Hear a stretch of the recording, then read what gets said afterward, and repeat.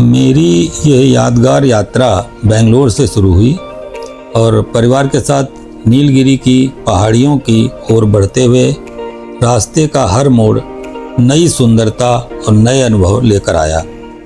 हरे भरे जंगल, घुमावदार सड़कें, बादलों से ढकी पहाड़ियाँ और ठंडी हवाएं इस सफ़र को अविस्मरणीय बनाती रही। मेरा पहला पड़ाव मैसूर का ललिता महल पैलेस था, जो मैसूर की सबसे खूबसूरत और ऐतिहासिक इमारतों में से एक है। ये महल अपनी सफ़ेद भव्य संरचना, शानदार गुंबदों और राजसी वास्तुकला के कारण दूर से आकर्षित करता है। इसका निर्माण वर्ष 1921 में मैसूर के महाराजा कृष्णाराज वाडियार चतुर्थ ने ब्रिटिश वायसराय के ठहरने के लिए करवाया।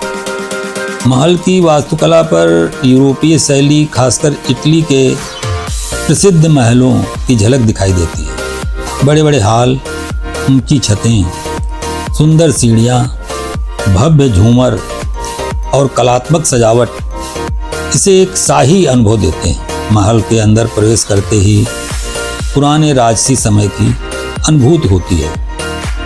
यहाँ की सुंदर बनावट और शांत वातावरण पर्यटकों को आकर्षित करता है। तो चारों ओर फैली हरियाली और पहाड़ी क्षेत्र का दृश्य इस महल को खूबसूरती को और बढ़ा देता है। ललिता महल का संबंध भारतीय फिल्मों से भी रहा है। इसकी भव्यता और शाही महल के कारण यहाँ कई फिल्मों की शूटिंग हुई है, जिसमें पुरानी हिंदी फिल्म आज और कल जैसी फिल्मों का नाम लिया जाता है। साथ ही ऋषि कपूर की दीवाना मूवी की शूटिंग भी यहाँ हुई है। आज ये महल एक हेरिटेज होटल के रूप में भी जाना जाता है। यहाँ रुकने वाले लोग राजसी जीवन शैली और पुराने समय की शान का अनुभव कर सकते हैं। मैसूर यात्रा में ललिता महल पैलेस इतिहास, कला और वास्तुकला प्रेमियों के लिए एक यादगार स्थान है। इसके बाद यात्रा आगे बढ़ी बांदीपुर नेशनल पार्क की ओर। जंगल के बीच से गुजरते हुए चारों तरफ हरियाली, ऊंचे पेड़ और वन्य जीवन की झलक देखने को मिली। खुले जंगलों में घूमते हुए हिरणों के झुंड और शांत वातावरण ने इस सफ़र को बेहद सुंदर बना दिया। इसके बाद हमारी यात्रा का सबसे खूबसूरत पड़ाव था Pykara falls and Pykara lake. Pykara झील नीलगिरी की पहाड़ियों के बीच बनी शांत और सुंदर झील है। यहाँ परिवार के साथ बोटिंग का आनंद लेना, ठंडी हवा महसूस करना और चारों तरफ फैले पहाड़ी नज़ारों को देखना एक यादगार अनुभव बन जाता है। थोड़ी दूर पर स्थित पायकारा फॉल्स तेज बहते पानी, चट्टानों और हरियाली के कारण बहुत आकर्षक लगता है। इसकी सुंदरता और प्राकृतिक माहौल के कारण यहाँ कई फिल्मों की शूटिंग भी हुई है। झरने की आवाज़ और पहाड़ों का वातावरण यात्रा में रोमांच और शांति दोनों जोड़ देता है। इसके बाद बेनलॉगडान ऊटी नीलगिरी की पहाड़ियों में बसा एक बेहद खूबसूरत प्राकृतिक स्थान है। ऊटी से जो लगभग 15-16 किलोमीटर दूर स्थित ये जगह अपने फैले हुए हरे मैदानों, शांत वातावरण और पहाड़ी नज़ारों के लिए प्रसिद्ध है। यहाँ दूर तक फैली हरी घास की चादर, बादलों से ढकी पहाड़ियाँ और ठंडी हवा यात्रियों को एक अलग ही अनुभव देती हैं। परिवार के साथ घूमने, फोटोग्राफी करने और प्रकृति का आनंद लेने के लिए ये बहुत सुंदर जगह है।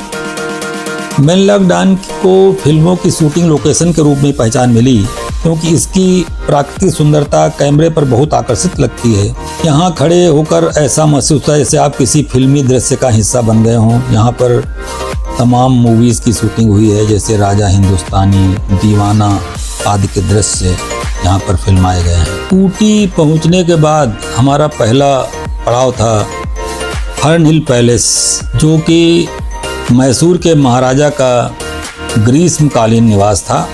बाद में इसे हेरिटेज होटल में बदला गया। हरी भरी पहाड़ियों, बगीचों और शांत वातावरण के बीच बना ये महल पुराने राजसी दौर की झलक देता है। इसकी वास्तुकला में औपनिवेशिक और शाही अंदाज दिखाई देता है। लकड़ी का काम और पुरानी सजावट इसे खास बनाते हैं। यहाँ रुकने पर सुबह की ठंडी हवा, चारों तरफ फैली हरियाली, पुराने महल के गलियारे और शांत माहौल ऐसा अनुभव देते हैं जैसे आप किसी पुराने राजघराने के मेहमान हों। परिवार के साथ ठहरने के लिए जगह ऊटी की यात्रा में एक अलग ही रोमांच जोड़ देती है। यहाँ कई फिल्मों के दृश्य शूट किए गए हैं, जैसे 2002 में आई मूवी राज की शूटिंग यहाँ पर हुई है। इसलिए जब आप हर्न हिल पैलेस में रुकते हैं तो सिर्फ एक हेरिटेज होटल में ठहरना नहीं होता, बल्कि ऐसा लगता है जैसे आप उस जगह पर समय बिता रहे हैं जहाँ सिनेमा के कई यादगार दृश्य बने।